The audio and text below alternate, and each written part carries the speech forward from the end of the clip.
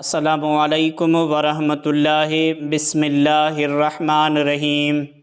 ناظرین گرامی، مستدرک حاکم میں عبداللہ بن عباس رضی اللہ تعالیٰ عنہ کے پاس ایک شخص آیا اور پوچھا اللہ رب العزت کے اس فرمان کا کیا مطلب ہے؟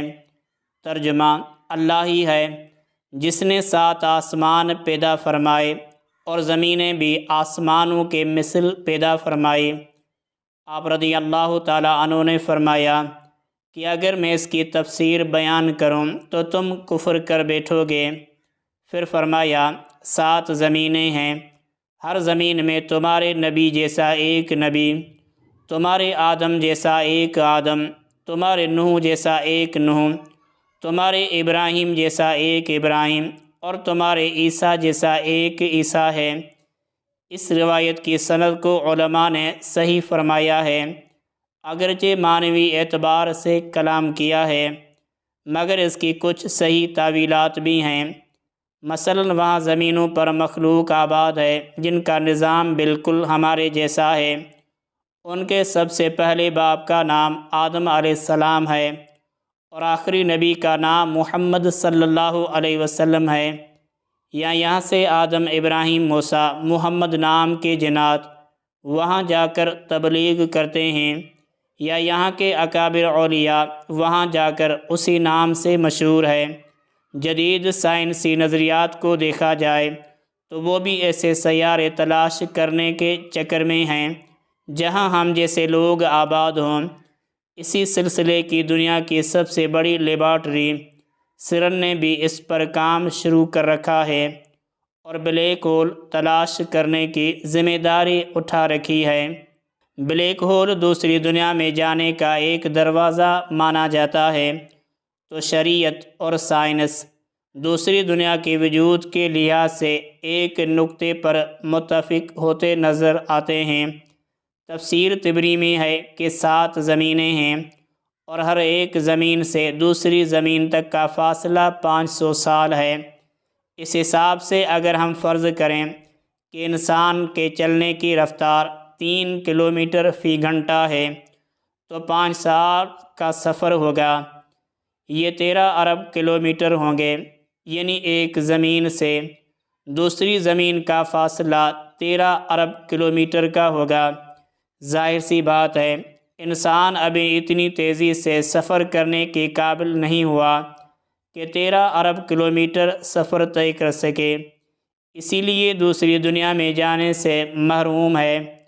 جدید سائنس کے مطابق کئی دنیاؤں کا تصور الگ الگ ہے کہ وہاں مخلوق بالکل ہم جیسی ہوگی، شاید ہماری شکل و صورت، نام و مکان بالکل ایک جیسے ہوں، اور کبھی کبھار ہمیں خیال گزرتا ہے کہ ہم یہاں سے گزر چکے ہیں یا یہ کام ہم پہلے کر چکے ہیں، حالانکہ وہاں کبھی گئے نہیں ہوتے، نہ وہ کام کیا ہوتا۔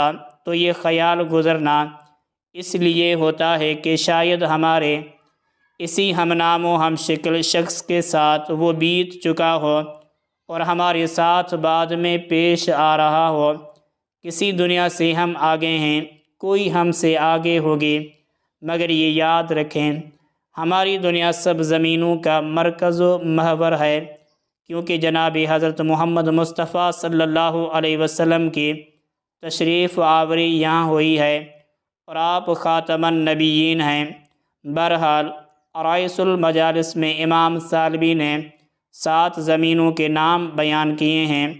پہلی زمین کا نام ادیمہ، دوسری کا نام بسیطہ، تیسری کا نام تکیلا، چوتھی کا نام بطیحہ، پانچویں کا نام متساقلہ، چھٹی کا نام ماسکہ، اور 7ویں وہ جس پر ہم موجود ہیں۔ ایک پر ہم آباد ہیں، دوسری پر تیز ہوائیں چلتی ہیں، تیسری پر انسانی شکلوں جیسی مخلوق آباد ہے اور وہ ایک لمحہ بھی گناہ نہیں کرتے، چوتھی پر کبریت کے پتھر ہیں۔ اللہ رب العزت کی مخلوقات کتنی ہیں کوئی نہیں جان سکتا، اور جہان کتنے ہیں، دنیائیں کتنی ہیں، اس کے بارے میں علماء نے مختلف اقوال فرمائے ہیں۔ کچھ کہتے ہیں 17,000 جہان ہیں، کچھ کے نزدیک 70,000 جہان ہیں، کچھ کے نزدیک 28,000 جہان ہیں، کچھ کہتے ہیں 120 جہان ہیں، کچھ کے نزدیک ہزاروں جہان ہیں، اور ہر جہان ہماری دنیا جیسا عظیم جہان ہے، اور شاید ہزاروں جہانوں میں انسان جیسی مخلوق صرف 7 زمینوں پر آباد ہیں، دوسرے جہانوں میں اور طرح کی مخلوقات ہوں گی۔ اسی لیے قرآن کریم میں بار بار زمینوں کا ذکر آتا ہے، کیونکہ وہاں بھی ہم جیسے لوگ آباد ہوں گے جو شریعت و دین کے پابند ہوں گے۔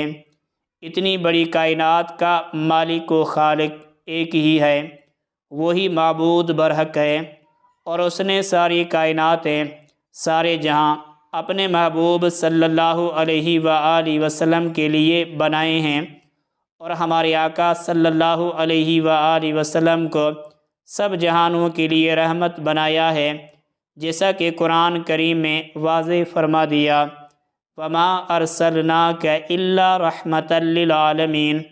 اے پیارے حبیب، ہم نے آپ کو تمام جہانوں کے لیے رحمت بنا کر بھیجا ہے۔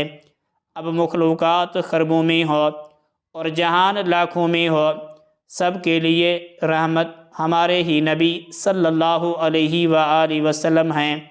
رب العالمین کا کروڑوں بار شکر ہے کہ اس نے ہمیں سید عالم صلی اللہ علیہ وآلہ وسلم کا امتی بنایا، اور دعا ہے اسی غلامی میں ہمیں موت عطا فرمائے۔ آمین ثم آمین۔